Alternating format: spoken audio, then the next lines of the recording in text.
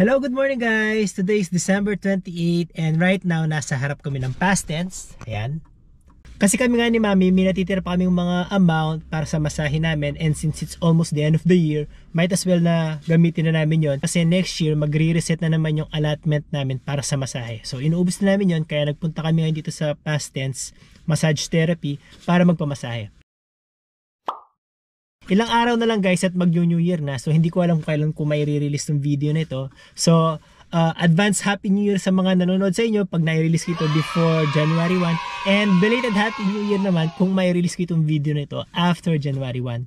Pero as of now, gusto kong ibalita sa inyo yung mga nangyayari dito within Canada this past week, this Christmas week, para alam nyo naman kung ano yung mga nangyayari nga dito sa Canada. So gusto kong i-share sa inyo yung mga events na nangyari dito sa Canada. Mostly hindi sila maganda, pero sige, share na natin. So ang una kong ibabalita sa inyo is yung rally ng mga pro-Palestine supporters dito sa Christmas market sa Vancouver. Ito yung video nila, ipapakita ko sa inyo.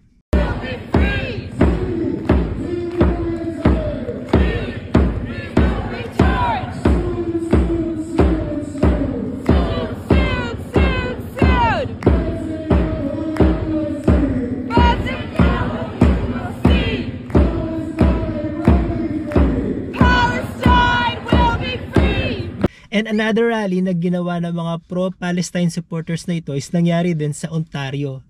Ito nangyari to nung Boxing Day naman. So habang nagba-Boxing Day yung mga tao, nasa loob din sila ng mall, gumagawa ng rally. Ito yung video nila.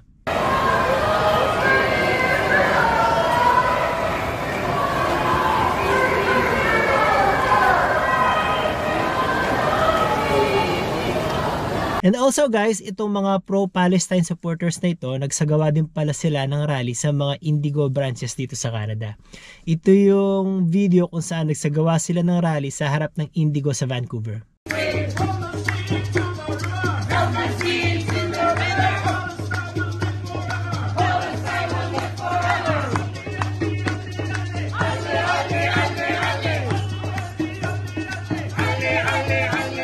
At ito naman yung video ng isang tao kung saan nagre-reklamo siya kasi nga yung Indigo branch sa Montreal nagsara for now kasi nga nagrarally yung mga pro-Palestine supporters sa harap ng Indigo branch sa Montreal.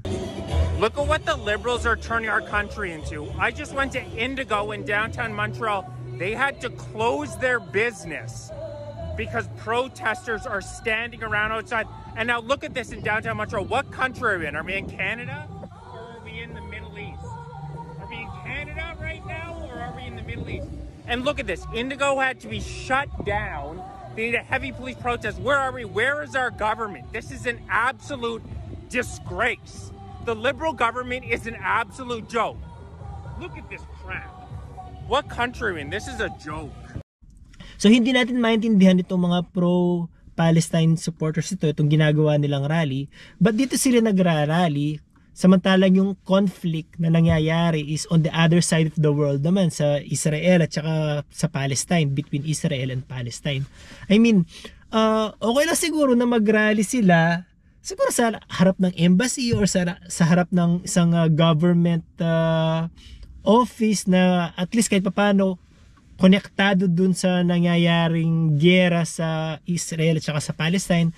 Pero to conduct a rally or to conduct a protest sa mga lugar kung saan yung the public is going to have fun, to conduct a protest sa mga lugar kung saan nagpupunta yung mga publiko para mag-enjoy, doon sila magko-conduct ng protest nila, nasisira yung mood ng mga nagpupuntang public sa mga lugar na yun.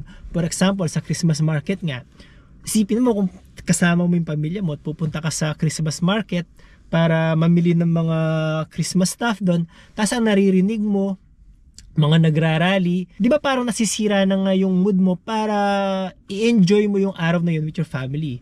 Ganon din yung nangyari nung Boxing Day nga sa Toronto. Ang dami nagpunta sa mall kasi nga pag Boxing Day maraming discount, to enjoy yung mga discount para mamili, para mag-grocery shopping, mag-window shopping, whatever.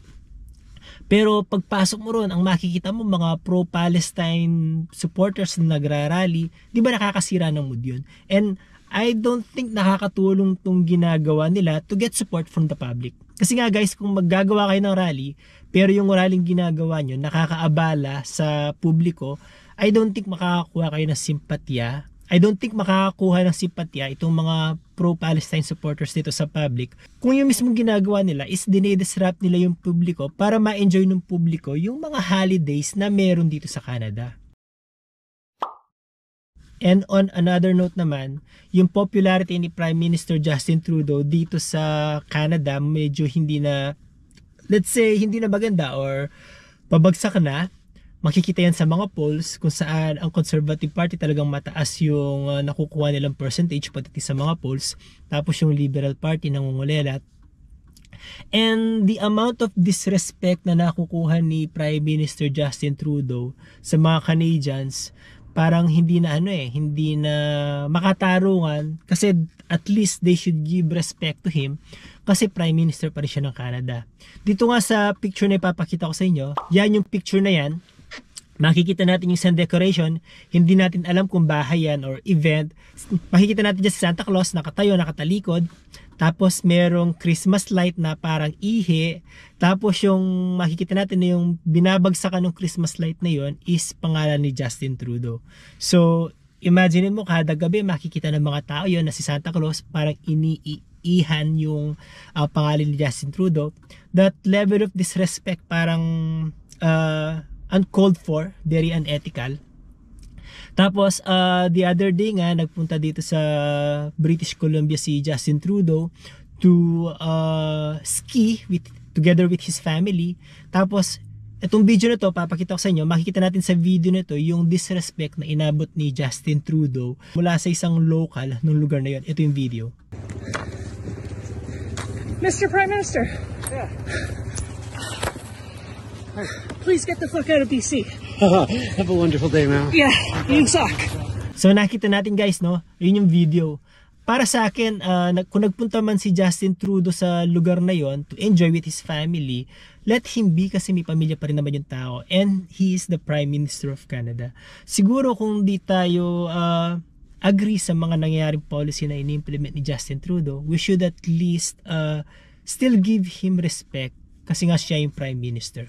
Pero as of now, nakikita natin hindi nga satisfied yung mga citizen ng Canada sa ginagawang pagpapatakbo ni Justin Trudeau. And nagre-reflect yun sa iba't ibang bagay from Christmas decoration to as in personally harassing Justin Trudeau just to show their discontent sa pamamalakad na ginagawa ni Justin Trudeau sa Canada. For me, that is uncalled for. It's very un-Canadian kasi Canadians are known for being friendly. Pero siguro nga, hindi na rin natin sila masisi. I mean, masyado nang humirap yung buhay dito sa Canada. Tumaas yung mga bilihin, tumaas yung cost of living, bumaba yung halaga ng Canadian dollars. Masyadong dumami yung mga immigrants na nagpuntahan dito sa Canada. Humirap ang hospitalization. Masyadong humaba yung waiting line. Tumaas yung mga bahay.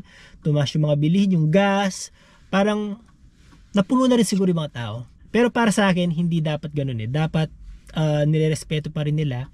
Kung meron man silang discontent or kung meron silang bagay na hindi gusto kay Justin Trudeau, siguro yung dapat yung ginawa na lang nila, sinabi na lang nila in a nice way. Hindi yung mumurahin mo yung tao kasi Prime Minister pa rin yun eh. So, yun lang guys, yun lang yung mga gusto kong i-report sa inyo dito sa Canada. So, mula sa Vancouver hanggang sa Ontario, may mga pro-Palestine na nagrarally.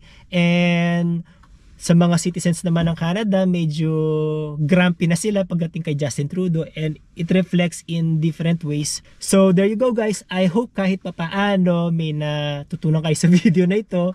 Although hindi maganda yung mga ibinalita ko sa inyo, at least kahit papaano nagkaka-idea kayo kung ano yung mga nangyayari dito sa Canada pagdating sa politics, pagdating sa mga rally-rally na yan. So there you go guys. So if you don't mind, please don't forget to subscribe to my channel, like this video, drop your comment, and share this video with your friends. Hanggang sa susunod po, maraming salamat. Happy New Year again. Bye!